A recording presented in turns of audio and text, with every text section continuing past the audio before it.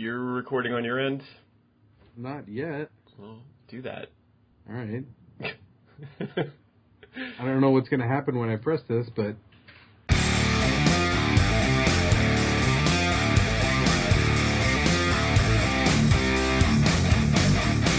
What's up, you guys? My name is Ben Thompson, and we are back for another episode of the Badass Podcast at badassoftheweek.com. Thank you guys for sticking around. You haven't completely stopped listening to this thing so far, so I'm pretty happy about that. Today, we're going to be talking to a good friend of mine. We're continuing the tour of, the phone list of people that I would call if, my girlfriend kicked me out and I need to stay on somebody's couch for a while.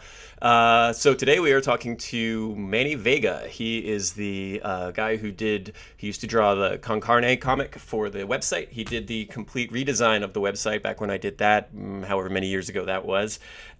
He did a bunch of art for the Badass books. He orchestrated and helped run the Kickstarter for the Badass Spades and Grenades decks that are available on the website now. He's a video game artist. He's a illustrator. He's a really good dude, and we're going to be talking to him.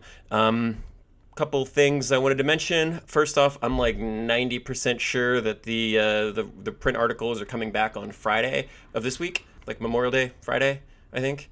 So they're being hosted through a website called We Are the Mighty. I'm going to be putting links and everything up as soon as I have more information on that. But they told me probably this Friday, and so hopefully that'll happen. I've got 10 things in the can for them, and I've been writing a bunch of other new ones. So hopefully we'll get back to the weekly articles that you guys love. What else? Manny and Tom Zoller, who I talked to a couple weeks ago, there's still time to get their Kickstarters. Links to all that stuff is on the Badass of the Week website. One other thing. Last week I was talking about music that I liked, and I forgot to mention that I've always kind of thought that if I had a TV show or something and I had whatever music I could possibly want on there, if I had my pick of whatever to be the theme song for Badass of the Week, I would pick I by the Ronnie James Dio version of Black Sabbath. I think there are a lot of good candidates, but I think that I is the correct answer to this question. One other thing is that I am going to be at Tank Fest Northwest on Sunday, which is the 27th. There's this really awesome museum just north of Seattle called the Flying Heritage and Combat Armor Museum. And once a year, they take out all of these old tanks. They're going to have a Sherman, they've got a Patton, they've got a Stuart. I think a Hellcat has come before. They're going to have a T-34. And this year, they're teasing that they might have a Panzer IV. So they're going to go out, they're going to drive those things around. There's a bunch of World War II reenactors and stuff. And it's really awesome. I'm going to be there. I'm not signing books or anything. I'm just going to be walking around. I'll probably be 2 beers in by the time you find me. But if you come find me, I will sign stuff for you, or we can talk or whatever, or you can hang out and let me know. Okay. Hit me up on the Facebook or send me a message on there or something if you're planning on going. We can figure something out. All right. Other than that, I don't think I have anything else. So here we go with the interview. Manny Vega. Ben Thompson. How are you doing? Doing all right, man. That's your intro? That's what you got? Well, I'll record something else and then tag that in on the front. All right. I'm gonna splice in that Manny Vega, and it's gonna sound really weird because I'll be like, "No, I'm gonna talk to Manny Vega." So it's gonna sound all weird when I splice it together. But whatever. I don't want to make you sit here. It's embarrassing for you to sit here and listen to me do my show. I can only do it in my house alone with nobody around. Nobody can look at me while I'm doing this. I have to be completely naked in order to do my show. That's why I turned the video off on our Skype call. Good Lord. Less information is better, Ben. I really love my job. Oh, man, so how have you been? I haven't talked to you in a long time. Been pretty good. Pretty nuts, though. Yeah, totally. So you have, another Kickstarter up and running, right? I do. Currently running a Kickstarter for Sparkle Kitty Nights. And it's, as you well know how Kickstarters go, it's pretty nuts. There's lots of things going on. I do know about this. I guess I'm still getting used to this interviewing thing. I guess I should introduce you, or I should have you talk about yourself for a minute or two before we just start yakking and assuming that everybody knows who the hell we are. So Manny you were a video game designer or artist for a while. Or why don't you tell it? Why don't you tell your resume here? Why don't you introduce yourself? Yeah, so I guess my job is video game designer. I started as an artist, worked on video games, and now I'm slowly transitioning into making board games instead because it seems to be a little more fun and a little more lucrative than being one of the chumps on a video game team of hundreds. Yeah. What games did you work on? So I worked for Midway, EA, and Pandemic. Worked on games like NBA Ballers and Mercenaries and The Saboteur, and a couple of indie games. Tried to get Ben to make a game, but that never worked out. Yeah, that's how we met. That So is you emailed me exactly and you were how we met, and it never happened. yeah. But we You did. emailed me and you were like, "You want to make a badass video game?" And I was like, "Hell yeah, I want to make a badass video game." And then we never did. And then we made a deck of cards. Yeah.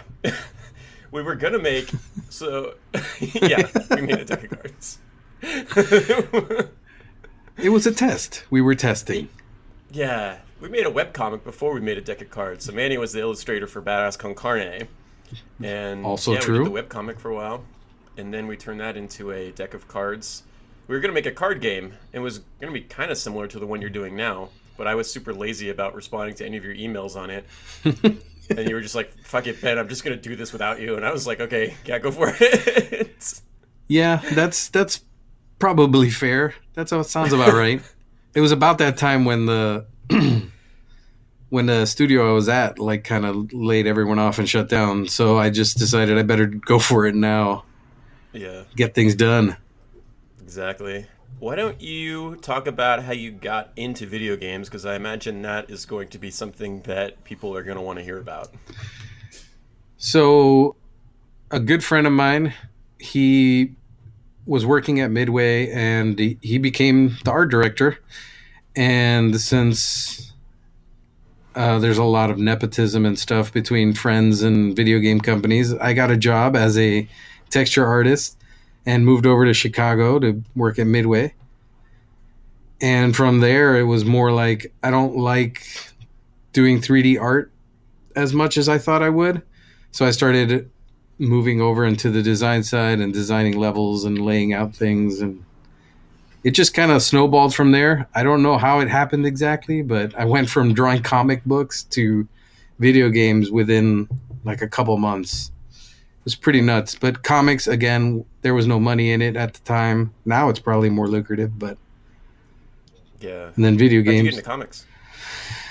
I just that's just what I wanted to do, so I started publishing my own comic back in the day, a fantasy comic. It was all nerdy and cool. And we Back before that shit was cool. yeah, though. it was yeah. Way before Game of Thrones made it cool. Totally hipster comic book artist. But we did get picked up by a publisher called Kenzer and Company. They make Knights of the Dinner Table and other silly, humorous comics. Oh, wow. But we were their serious side for a little while, and that didn't go so well. So then I started making a humor comic for them. So it was like a Conan kind of thing then, right? It was like my D&D adventures that Oh, cool. I had stored, and I got a guy to write them for me, with real dialogue, not just my little outlines. So I was introducing all the characters me and my friends had played for a while. It was called Avalon with an E. Avelon. I'm not sure why, but it was a fun thing to work on. We got about 10, 12 issues in before they decided that it wasn't making enough money, and we jumped to the Hackmasters, which was the illustrated version of like the stories the characters tell in the Knights of the Dinner Table. It's a weird path I've taken. Yeah. And then you had a friend. So you're like the second person that got into a really cool field. And then I'm like, "Oh, how'd you get in there?" And they're like, "Oh, I just had a friend that did it. Got me in there." It's kind of how it goes, I'm telling you. Especially with Yeah. video games, I would say like the more people you know, the more likely you're going to get a job. Yeah. So have successful friends and know a lot of people. That's the secret to success in creative fields. I mean, you tell me, how did it work for you? You just started writing stuff, right? Yeah, I was just some asshole on the internet. I was just writing. I talked a little bit about it in my last episode, but yeah, I just kind of was just some idiot just writing my own website. I was just lucky because I predated like Facebook and all that shit, right? So I was writing it in That's 2003, true. and so there was just like people were just going to websites to read things, which is kind of a novelty now. Um, That's yeah, and true. then yeah, And now here we are talking about. right. And then yeah, that was it. Somebody, I just got a lot of people came and read my website, and then I was able to. I got kind of lucky because I went into that. I was right at that time when a lot of people were going web to print, and like Maddox and Tucker Max and a couple of these other people were they were bestsellers before their book came out, Hmm. and so then I was just like, yeah, I got 2 million hits a month, and they were like, yeah, here's a ton of money to do your thing. Write a So book. it's yeah, one of these things that I don't know. It was right place in the right time.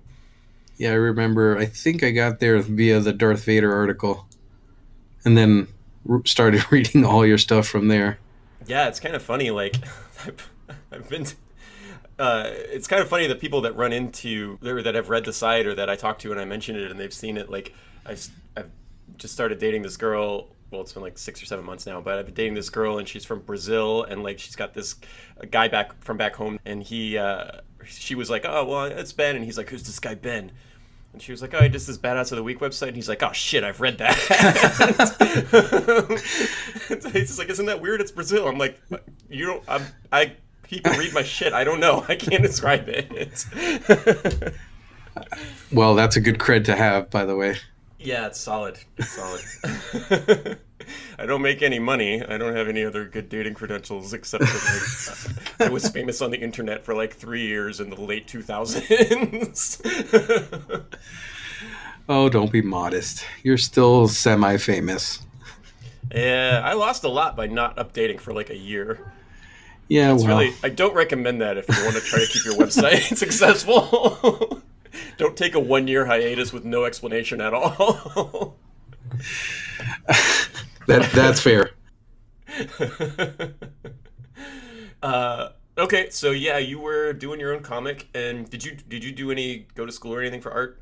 No, man. I mean, I guess I went to college and I took some art classes, but I was a graphic design major, not a like an art major. So I Yeah, was supposed to go into advertising and marketing, all that kind of stuff, but I I, I can't.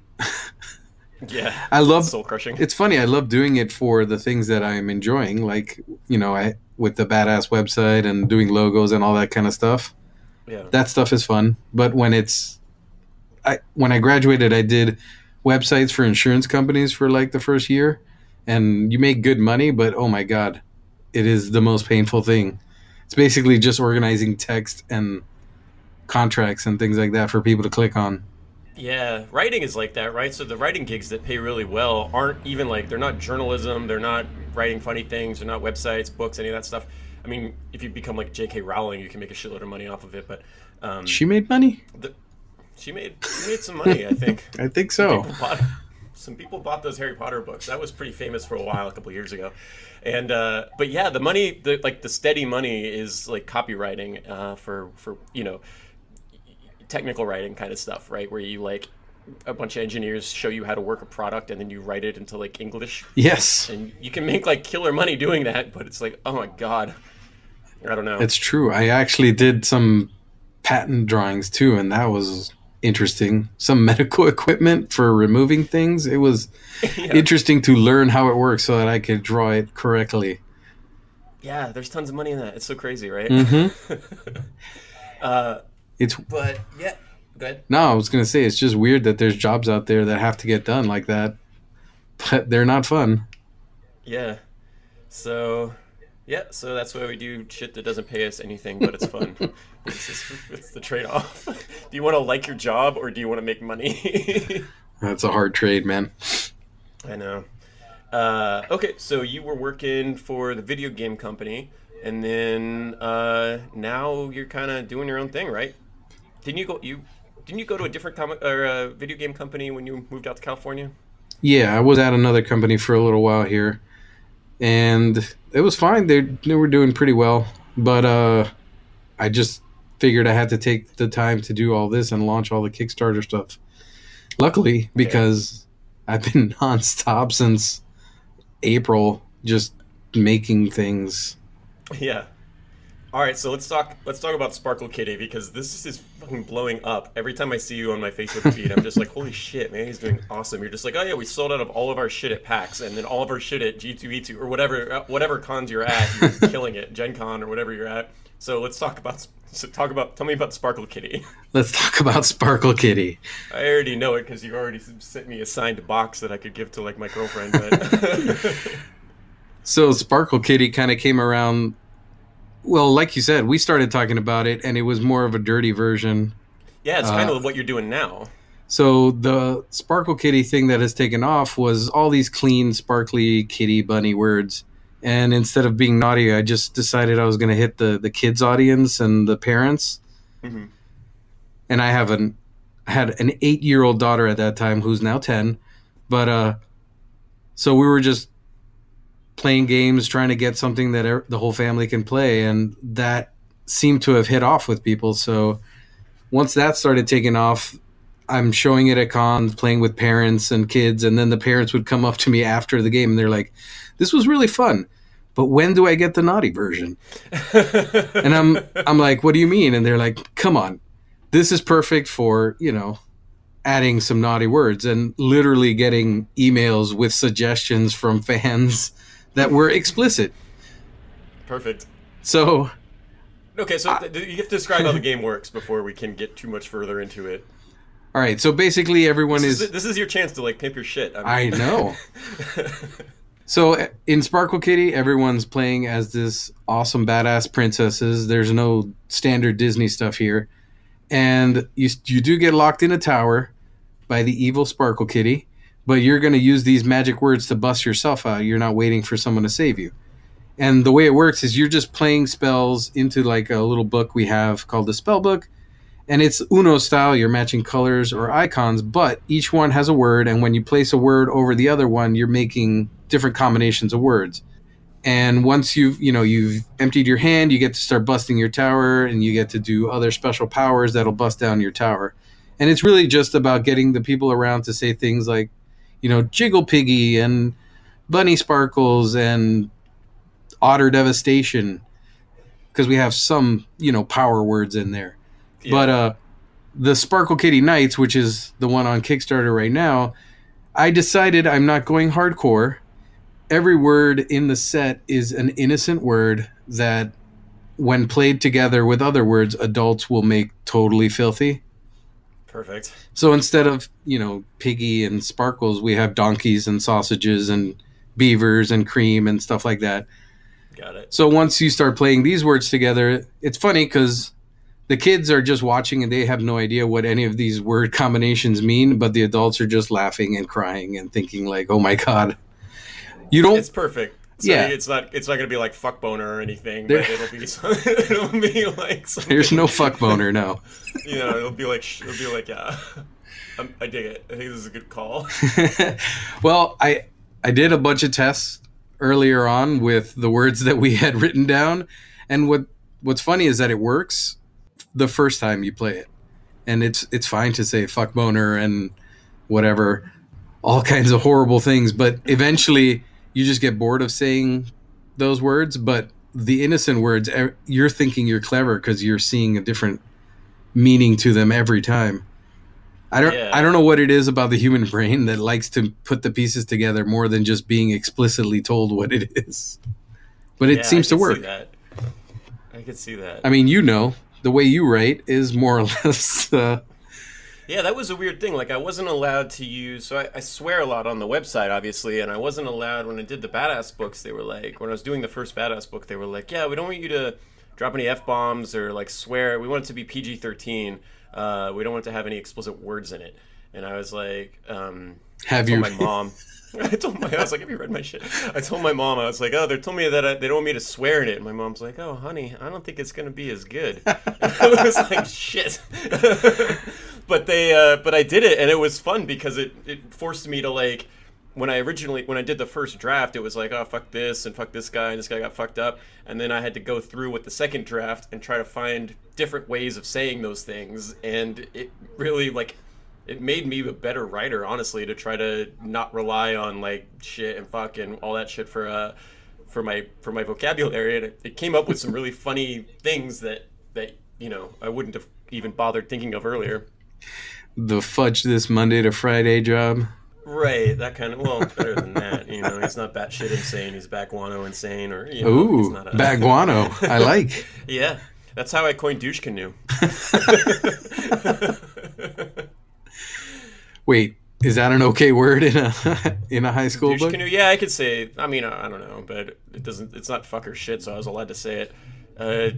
Yeah, I believe that I invented douche canoe. I think that if you go back to the first Badass, that is the first time you will ever see that word in print. I believe that I invented that. Copyright TM Ben Thompson. Yeah, I can't copyright the word badass. People are like, I have a friend that's like, I don't like saying badass in front of you because it feels weird. And I was like, I don't own that word. I use that because it's like, if you watch any like 80s action movie, everybody says that, right? Like the second Aliens, like John McClane says about 100 times in the first Die Hard. Like I didn't invent badass. I don't own the trademark on badass, but I think I do on douche canoe. High praise, dude. High praise. I use badass all the time, so I hope you don't own the copyright. Well, you're like part of the badass team, right? Because you did Con Carne and you did the Kickstarter with me. I guess that's fair. We said it so often that now it's just part of my vocabulary. Yeah, we're hashtag Team Badass. I think it's just like you, me, and the intern. You, me, and the intern. Yeah, so we don't do the comic anymore, but the webcomic was pretty fun for a while. We should talk about that a little bit, right? Yeah, I enjoyed the hell out of that. Yeah. If we were making money, I'd totally be still making it, but we ran out of time because of works. Yeah. Yeah, we both had to get jobs. Yeah, imagine that. Goes back to what we were talking about earlier. But yeah, it was Andrew Jackson, Nikola Tesla, and Vlad the Impaler all living in an apartment together in the present day. And we did some fun stuff with it. There was a lot of stuff we could have gone with that. And then we kind of updated it a little bit to being like a, kind of like a Badass of the Week, but a little bit shorter versions and sometimes about weirder stuff like the yeah. the Asbo Swan. And like, That's who I was thinking of. The damn swan. That was a good one. It's funny because I pointed so many people to the defenestration one. Mm-hmm. Is that how you say it correctly? Yeah, the defenestrations of Prague. Like, it's come up way more often than I ever thought it would, and I'm just like, oh, look, check this out. Yeah, that was a good one, too. Like, you did some really awesome, like, artistic shit with that. Like, you changed your art style up pretty much, like, every time, depending on what we were doing. Yeah, the comic strip was fun because I got to draw cool, fun stuff. But then when we started doing, I don't know what you call that, like a web series where we're just talking about, little badass things like the tardigrade and stuff like that. Yeah. It was interesting because I got to play with some graphic design skills I had to brush off and a little bit of illustration. It was a little faster to make, which was great because we could keep it going, but that's about it. Yeah, you redesigned the website. So it used to be, I created the website using, I told you I predate like a lot of this, like, Facebook, Twitter, any of that stuff. And so I made the website using like the same HTML that I'd been using in 1994 for like Ben's cool website. And then when you were like, I'll draw your webcomic, but you have to let me redesign your website first. Pretty much. I am not going to have my name associated with just like Times New Roman black on like a white field with like, it was hard for me to program the black bars that went down the side of the screen on the old articles. It took me like 2 days to create that website. I was updating the website in Notepad until like 2014. Hey man, it worked. Yeah, index.html as a text file on Notepad. It wasn't easy what we started off doing on the website either. I mean, there were some good ideas, and it was way harder than we thought it was going to be too. Yeah, I like it, the G.I. Joe file card kind of things. So yeah, that came out really awesome. Yeah, so you did graphic design in college then. Yeah, that was my major. I got it. Learned a lot about fonts and serifs and sans serifs. And back when I was in college, you actually had to freaking draw the text. Oh damn. So a lot of it was just inking and figuring out. We had computers, yes, but they were expensive and the printing was horrible. I'm old. I'm the same age as you do. I know. But yeah, and it's funny because we went to rival colleges. Actually, I went to University of Florida for a semester before I transferred to FSU. So I'm an apostate. I'm not even I'm like a traitor. I'm not even like I'm not even just the enemy. that's horrible.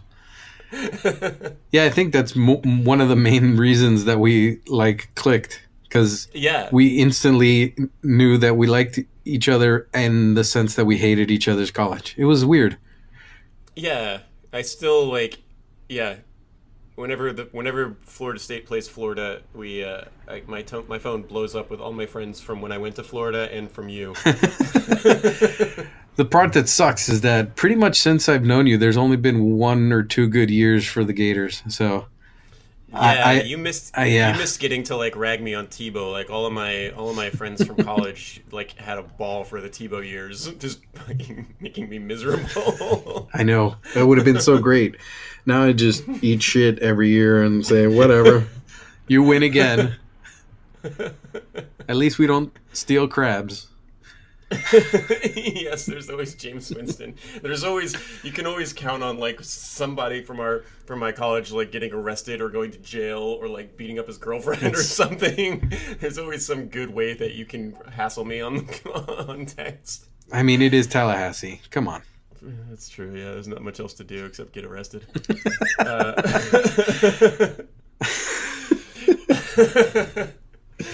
Well, we should talk about our Kickstarter that we fucked up so badly that they wrote an article in the local Seattle magazine about how badly I fucked up my Kickstarter.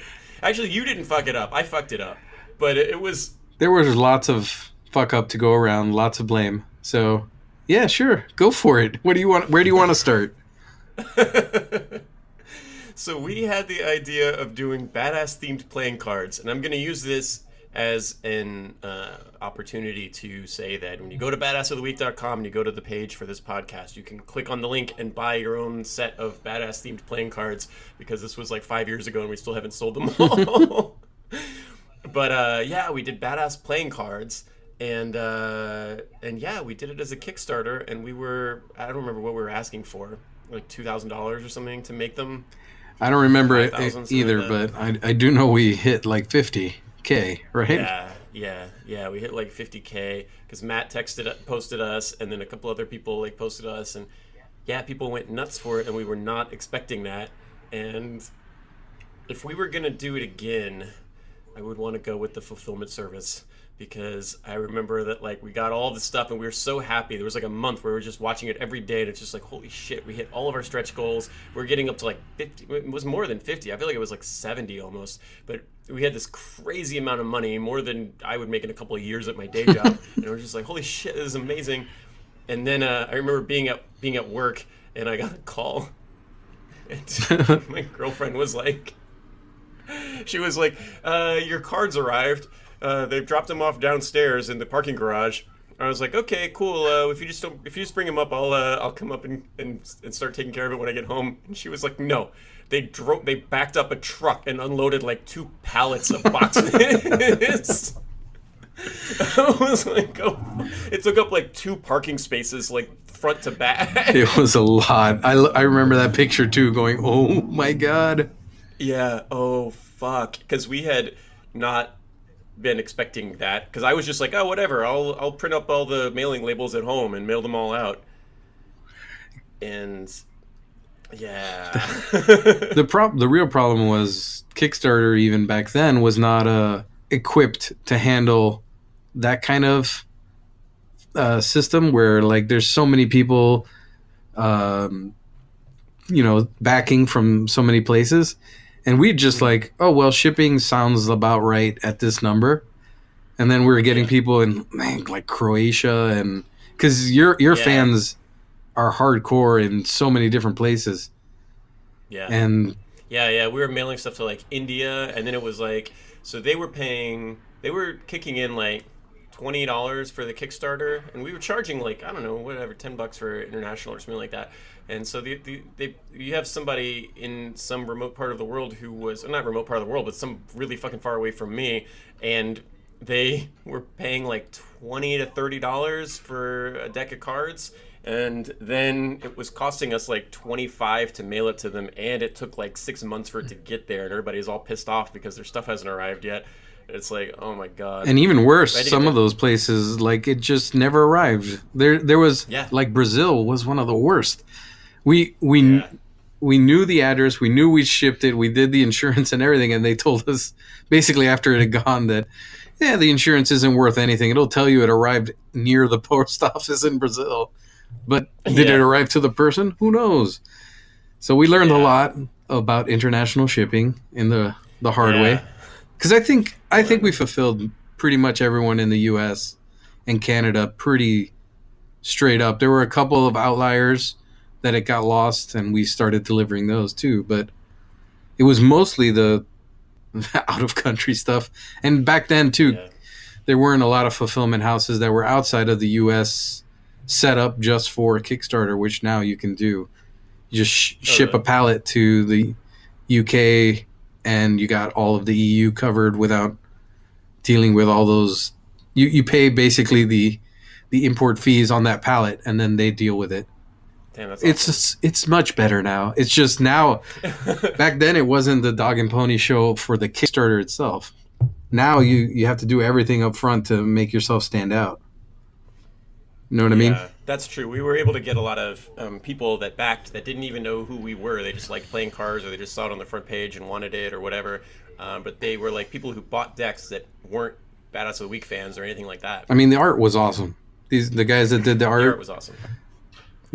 And you managed all that. You got in touch with all of the you did the wild cards yourself. Well, I did one of them. You did Caligula, and then you and then Matt did Tesla, and then you coordinated all of the art for everybody. Yeah, that was my first real art director job, which was that was a trip because these guys were awesome, and. We only ran into one little hitch where one of the artists like had to go and do work, so we had to get a replacement in the middle. But pretty much every artist, there was three. There obviously the 4 suits, but 3 of the suits were done one artist each, and then one of them was the guy that had to cut out in the middle. So it was 2 artists on that one. But you did a good job of like making sure that all the suits were kind of different colors, so that it's easy just looking at the card. You don't have to kind of look at the different suits to figure out where he's from, because it's pretty easy to tell just because, like, you know, the stars have a lot of red and pink in them, that kind of stuff. So that's pretty We got a little bit of crap from purists that were mad that we changed the hearts, but I mean, it was called Spades and Grenades. How could we not have a grenade instead of, you know, a heart or whatever it was? Yeah, we changed the diamond to a ninja star. We changed the club to a skull, and we changed the heart to a grenade. But it's the same. It's fine. I don't think it's. No. I've been learning card tricks because I'm gonna do it to try to sell the cards at the cons and things that I do. So I've been learning some like card tricks to be like, oh, let's see who's with George Washington here. Oh, you can use to like tell the stories of the different badasses in the deck. I'll have to show you. That's pretty funny. My favorite is still Teddy Roosevelt fighting a bear in a burning forest. I don't even know where that came from, but that one still makes me laugh every time I look at it. Yes. I have the Hatshepsut art. I printed that out and I put it in a frame in my apartment. It's hanging on my wall. Yeah, that one's freaking badass too. For different reasons. And Snowdy gave me the original of Tamerlane. So he gave me the original like painting of that, so I've got that hanging up too. Oh, nice! You got an original. I see how it goes. I got an original. You didn't even have. So they did the uncut sheets, and Manny didn't have an uncut sheet. Yeah. I was like, I'm gonna throw away all these uncut sheets because I have like a billion of them. I don't know what to do with them. And you're like, I didn't even get one, you asshole. So I had to mail you some. That's true. You got the cigar boxes though, right? Because there was that cool cigar box that it came with. If you had, I had 2 of those for a while. I think I'm down to 1. I have a whole closet full of them. If you Do you want. really? You really have so many? I mean, do. yeah, you got delivered so many things, dude. I have so much shit. I have a bookcase in the closet in my living room. I call it the badass store because when you open that thing, it's just like copies of my books that I need to bring to cons, and then just like two full shelves of just like the cigar boxes filled with decks. And I still sell them online, and every once in a while somebody will buy one, and I'll go out and mail it to them. I'm better now. Like you can expect it within like a week of ordering it now, whereas we were like 6 months late, a year late You're delivering. doing one at a upgrades. time, so at least it's a little better. Yeah, that's true. That is true. Yeah. But yeah, I got on like, I mean, it was so crazy. I got on a bus. There was somebody in Seattle that didn't have their thing, and I was like, "Fuck, meet me, meet me at Pike Place Tuesday at like noon." And I had to like I took my lunch break from work to like take the bus down there and hand deliver this deck to her because I was just like, "I'm not going to the post office again." It was rough, man. Yeah, it was pretty rough. But it's working fine for Sparkle Kitty though. So do you have a distributor? Like, how did that happen? Well, I have. How does that work? I found a publisher, and they're doing all the distribution and all that stuff. So everything after should be more than fine. So I have nothing to do with it now. I just get to design the game and go out and make some art and promote it and things like that. So I've decided I'm definitely not going to be the guy that's packing boxes and shipping things out anymore. I do not recommend I that. think we learned our lesson the hard way. I mean, even though you were the one Yeah. packing the boxes, I'm still, to this day, have nightmares about people's And then emails. my mom came over. Yeah. You were getting the emails. You were forwarding me the emails when people would get them. But yeah, I had like to have my mom and my friends come over to like help hand pack all this shit. It was a fucking nightmare. I'm telling you, Kickstarter is so much better now. Like, Yeah. in the sense that once it's done, you can take as much, put as much hands on or hands off as you want. You just obviously you're giving up money too, because no one's going to do it for free. Yeah. But as you well know, we ended up paying way more than we should have when we could have like handed it off to someone and just said, "Okay, you guys make sure it happens." Yeah. I'm pretty sure there's still some post office dudes hunting for you somewhere. Yeah, that first mailing company we used, they definitely, I'm glad I moved. Because they've almost certainly firebombed my old apartment by now. But it was their fault. I know. They got mad that I said that in the Seattle Met article, though. They sent me a nasty, really? They sent me a nasty email. Nice. Yeah, it was pretty awesome. So so you designed Sparkle Kitty. So this is another thing that'd be interesting to hear about would be you designed this game and then you got a publisher for it and now it's being distributed. So what's the process look like for that? So the way that worked is I think I got a little bit lucky, but I was doing a little bit of research, and in LA we have lots of things like this going on, and there was a meetup group called First Play LA. And what they do is you get a bunch of designers together, you get a bunch of people that want to play games, and you test each other's games and give feedback and stuff like that. So I showed up with my, version of Sparkle Kitty, and we played it. We had a lot of fun, and a couple people saw it that thought it was good, and I pretty much got signed from that. That's awesome. I know there's other ways of doing it. You can go to conventions and do, they have like speed dating where you meet like 6 or 7 publishers, but you have like 5-10 minutes or something to pitch the whole thing and convince them that yours is the game that they want to pick up. Oh yeah, when I had Tom Zoller on here, he was talking about how important your elevator pitch is for stuff when you want to sell creative things, and this sounds like you need to have that down. 100%. And honestly, I would say, I mean, in our setting where we have more of a monthly meetup type thing where it's more relaxed, it was fine. Although, I can't do anything that isn't already graphically pimped out. Yeah. But, you get people that are just writing on pieces of paper, and you get people that pay to have a prototype printed for $30.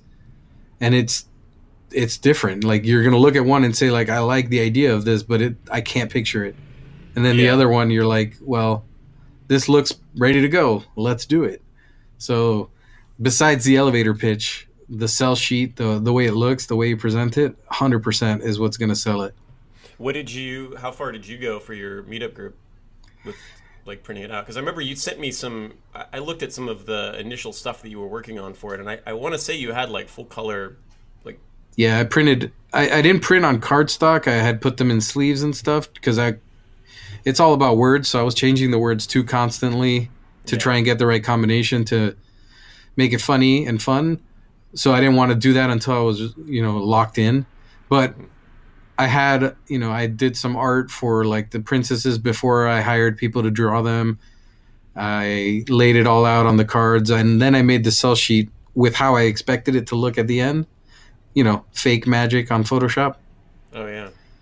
And What's the sell sheet? It's like a one pager kind of thing? yeah, it's basically one page with images of whatever is in the box or what you hope to be in the box, and a brief description of the game and how it would play. And you're supposed to, hand it out to anyone that comes by and is interested. That's That's how cool. board game design works. And I decided, we have the badass game, and I actually brought that one the first time, and I realized really quick, like, it's way more complicated game. It's harder to explain, which is great, except that it's harder to explain, and you got to get to the point in which they're like, oh, I get it, and now I'm having fun. Yeah. So I went with, I'm going to start with the easier way of just people are going to laugh because words are silly, and then work my way up the ladder that way. Yeah, I like that because it's, kind of what we were talking about earlier was that the way that, kind of a lot of the people that I've been talking to got into doing what they do is because they knew somebody, but just doing like a meetup group would be a pretty decent way to get to meet somebody, right? Like at least you're hanging out with, get into some kind of like writers group or some kind of creators group or something, and hang out with other people that like the same kind of shit that you do, and then get feedback from them so that you can make the game better or make whatever you're working on better. Yeah, I feel like that's kind of a good way. It makes it sound less impossible to break in. it's also like I spent the first two or three of them just quietly playing people's games and listening, just figuring out how things go, because there's a lot of people that have been doing it for longer and they have lots of info. And it's way better to learn from people that are into it than trying to get on the internet and figure it out yourself. Because on the internet, you'll hear all this. It's either awesome or terrible, right? Yeah. There's And never you the can't, it's impossible nuance. to tell which. That's true. You can't tell. Yeah, you can't tell if this guy's full of shit or if he's like. I mean, you made a whole career out of that. Yeah, exactly. I made a whole career out of people not being able to tell whether I'm full of shit or. But Oh. yeah, I mean, I don't know. I'm not the kind of guy that goes to like groups like that, but I decided to bite the bullet, and it's just fun because, like you said, the trick is that it's people that like the exact things that you do, Yeah. and the more close it is, the easier it is to just be like, oh, these people are me, so they get the Yeah. info handed to you. Everyone's cool Worst about case it scenario, too. you go. Yeah. Worst case scenario, you go hang out and you like play a couple games that aren't as fun as you were hoping they would be, right? Like, but whatever. Maybe you can help the person make it better, and then they'll help you make your shit better. And I don't know. No, it is good, and doesn't matter. The feedback is always helpful, even if it's over the top bad or over the top good. One makes you Yeah. feel better, and one makes you feel like you can need to do something to fix it. So, I didn't realize there was going to be a message to our our podcast. oh, we can ruin that if you want. Yeah, I didn't realize we were going to like enrich people. The with more this. you know. You could also go to a meetup and get kidnapped and held in a basement. So, take your That is- chances. That is true, but you don't want to go to like Kidnappers United meetup. Yeah. If Also, you go to the meetup and there's only two people there, you should leave. you should leave immediately. If they're wearing masks, do not stop. Keep driving. Yeah. Always carry a knife with you to your No, meetups. no, don't do that. That's not. I don't recommend that, Ben. Yeah, don't sign up for the Van and Candy meetup. It's never a good thing. Free candy meetup group.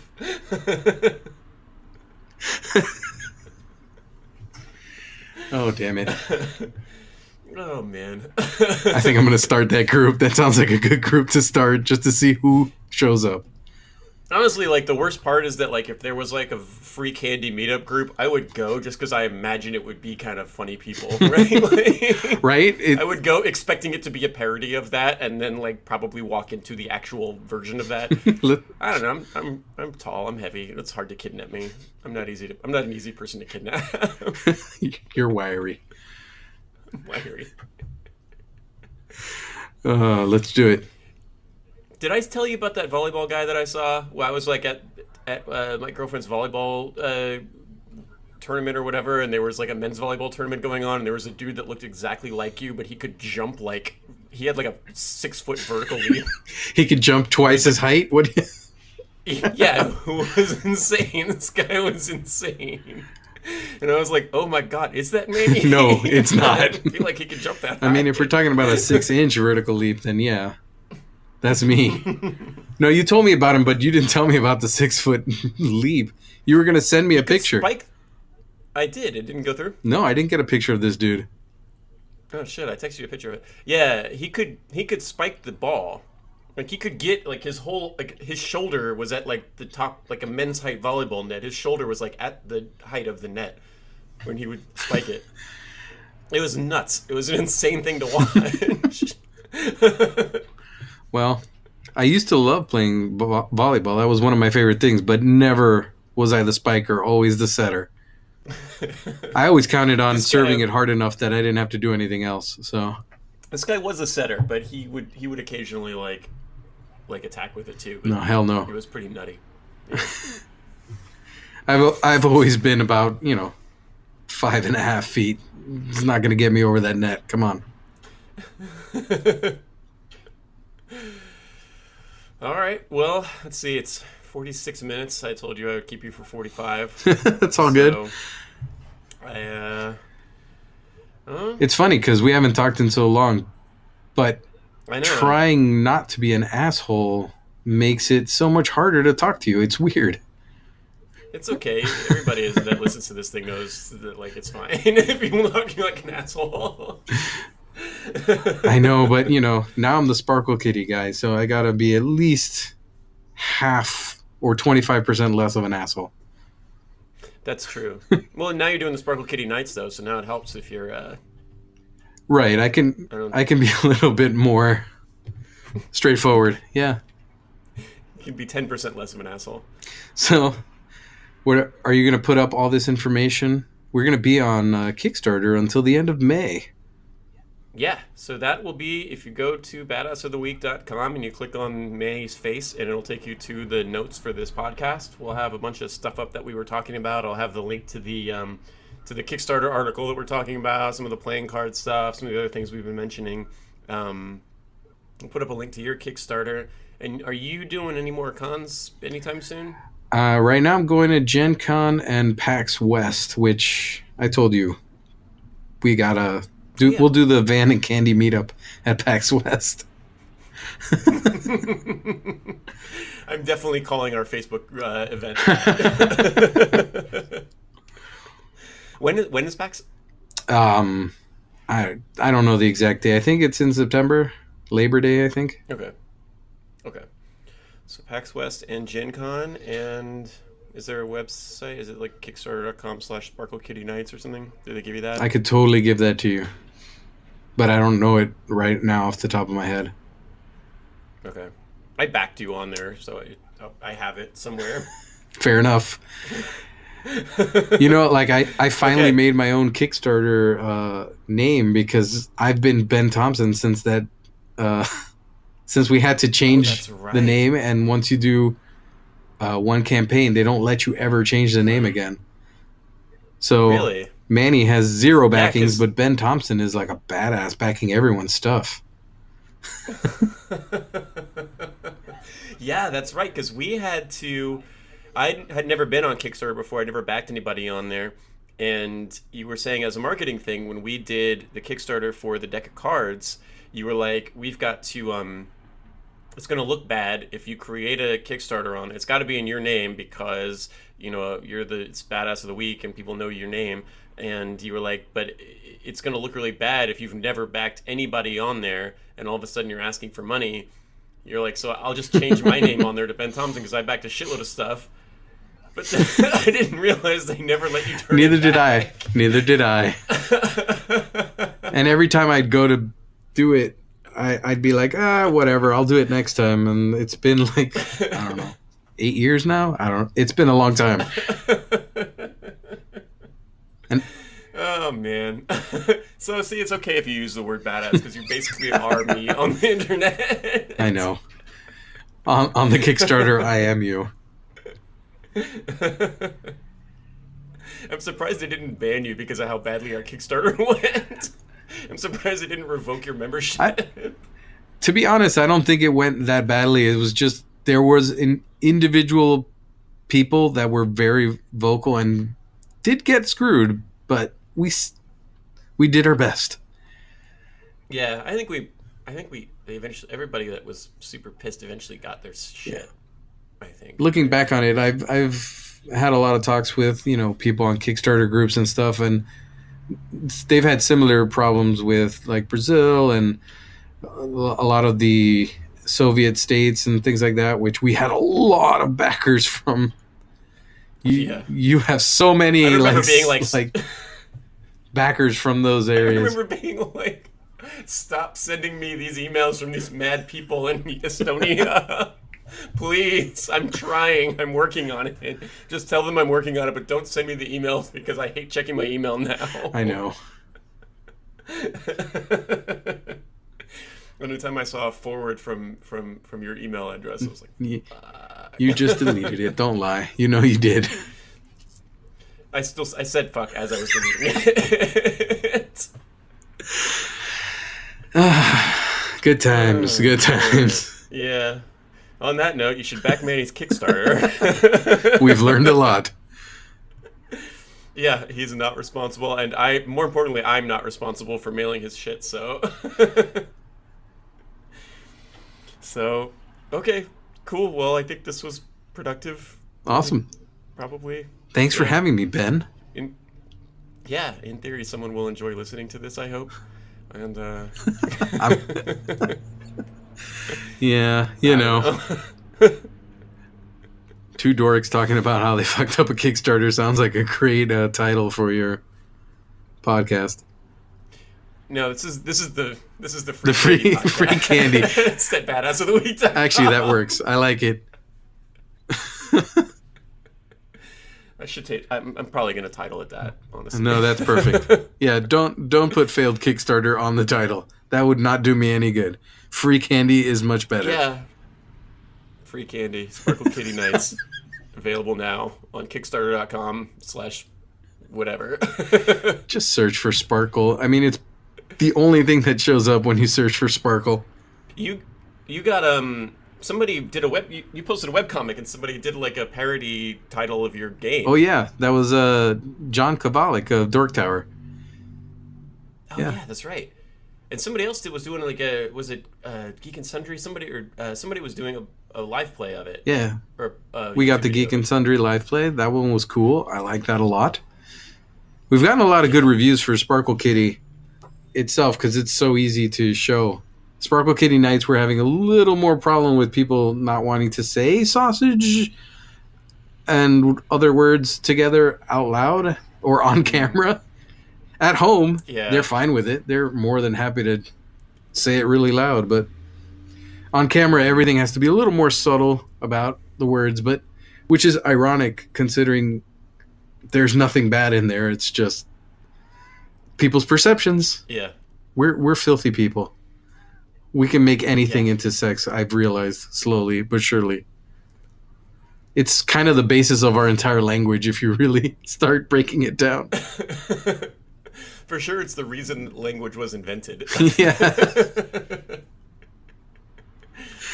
It's all about getting laid or making jokes about getting laid.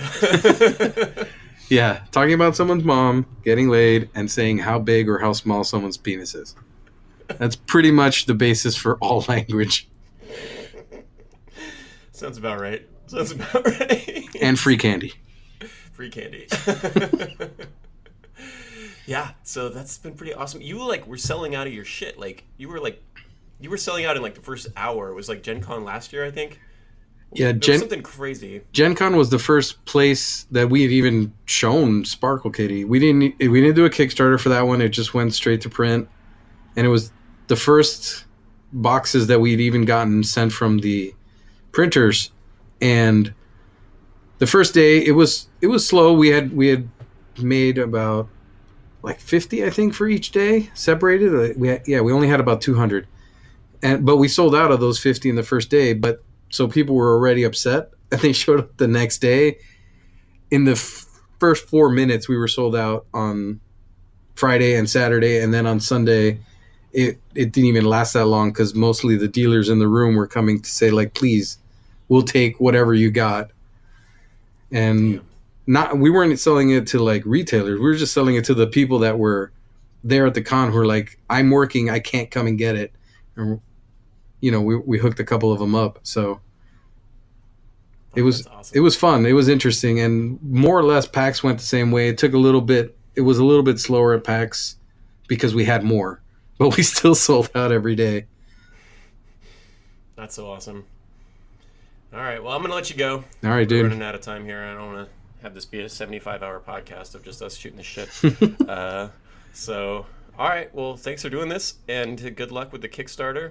And I will see you when you come up to Seattle. For PAX. All right, dude. Thanks for having me. Yeah, no problem. I'll talk to you later. All right, dude. Later. All right, see ya. All right, thanks so much to Manny for being on the show. I really appreciate it. His Kickstarter is available on the website now. If you go and check it out, you should be able to see it. And hopefully we'll have him back again soon. And thanks so much for tuning in. Bye.